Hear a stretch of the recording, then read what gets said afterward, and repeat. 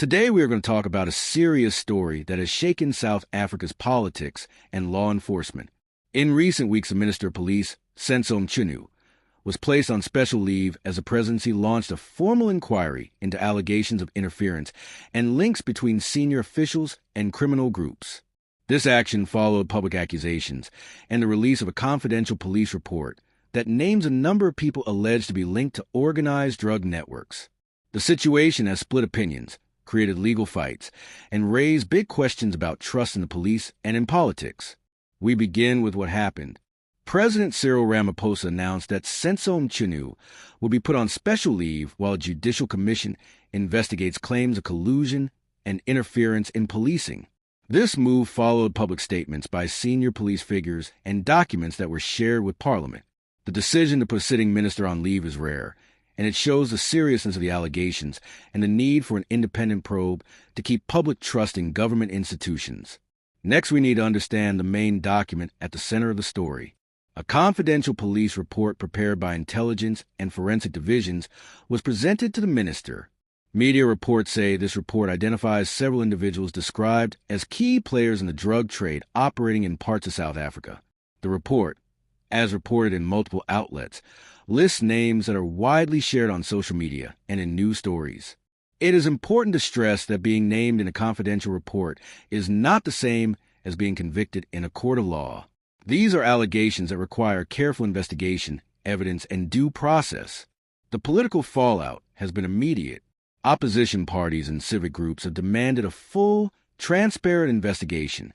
Some political actors argue the minister should have been removed entirely from office, while others call for him to be given a chance to respond to the allegations and cooperate with investigators. The economic freedom fighters have strongly criticized the decision to place the minister on special leave and are taking legal steps to challenge how the leave was handled. This shows how politicized the issue has become and how sensitive questions of legal fairness and political accountability are in this case. To give viewers some background, organized drug networks in South Africa are not a new problem. For years, the police and prosecutors have said that cross-border groups, corrupt officials, and local networks together make the trade hard to stop. South Africa's high crime rate and porous borders have created conditions where organized crime can gain influence. That does not mean every allegation is true, but it helps explain why such a report and public accusations have such a big effect on politics and public trust. Independent institutions are supposed to protect the rule of law, and when those institutions are questioned, citizens worry about who enforces the law and how. Now, let us look at the arguments from both sides.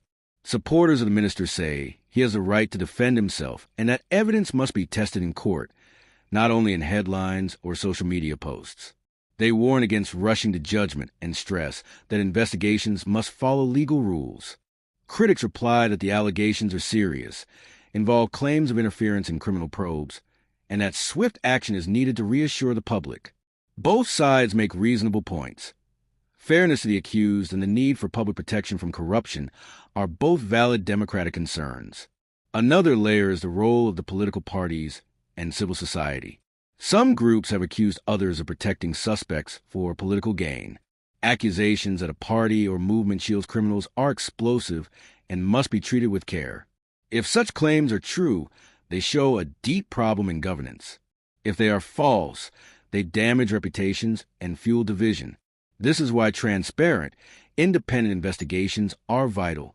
They can separate truth from rumor and set a clear record. What are the legal steps now? The presidency has appointed acting leadership for the police ministry and announced a commission of inquiry. This commission will examine evidence, call witnesses, and make recommendations. Legal proceedings, if any, will follow the results of investigations by police investigators and prosecutors. It is important that those processes are independent and insulated from political interference, so that any charges brought forward are backed by strong evidence and can stand in court. We should also think about how this affects people in everyday life. When police institutions are under suspicion, ordinary citizens may lose confidence in reporting crime. That hurts public safety. At the same time, unchecked power by officials also harms the rule of law. Restoring trust requires openness, timely communication from authorities, and real action if wrongdoing is proven. The public needs to see that no one is above the law and that institutions can hold their own leaders to account. Looking ahead, there are several possible outcomes. One outcome is that the inquiry finds no evidence of criminal wrongdoing by the minister, clearing his name and strengthening the argument that the rule of law was followed. Another outcome is that the inquiry uncovers failures or interference that require prosecutions, resignations, or reforms within police and political structures. A third possibility is a mixed result where some practices need reform but do not lead to criminal charges. Each outcome carries political consequences and will shape public trust and future policy on crime and governance. If you're following this story closely, remember a few practical things. Seek verified news from established outlets. Be careful with social media claims.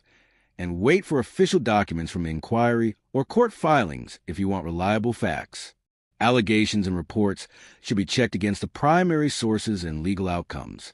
The names that circulate online are serious to mention and must always be described as alleged until proven otherwise. Finally, I want to say why this story matters beyond one person or one report. It is a test of institutions. How the government, police, courts, and media handle these allegations will influence public confidence for years.